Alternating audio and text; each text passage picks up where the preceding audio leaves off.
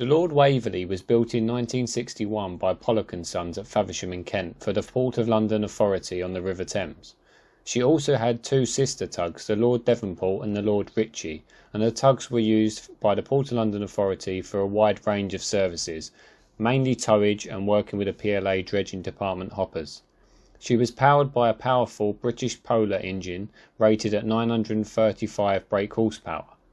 In the late 1980s, the tugs passed to a new owner, Joe Jacobate and Sons of Point Wolf at Greenwich. He operated the tugs until the decline of the yard, and the pair are said to have been due to go to Africa in 1993, but the deal later fell through. By the mid-1990s, the pair were owned by Peter Duggan of General Marine at Wapping, and although they were rarely used by the company, they remained in General Marine's ownership until 2010. During the 2000s, the tugs were advertised for sale numerous times by General Marine, but without much luck.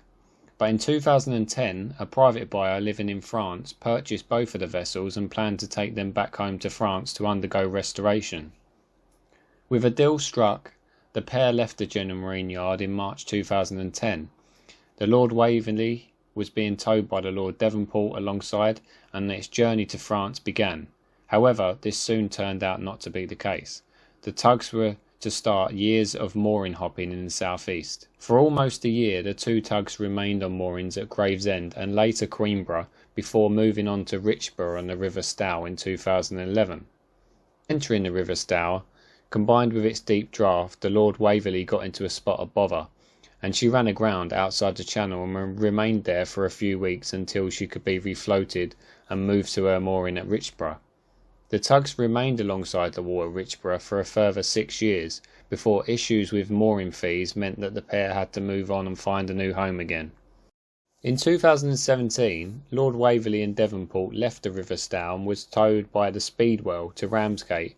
They stayed there for a short time before moving on to a new mooring on the River Medway, which would sadly be the last place for the tugs, until at the end of 2021 the Lord Waverley was towed to Chatham Dockyard and partially stripped down before she was towed on again from Chatham to EMR at Anchor Bay, Erith on the 20th of March 2022 to be broken up.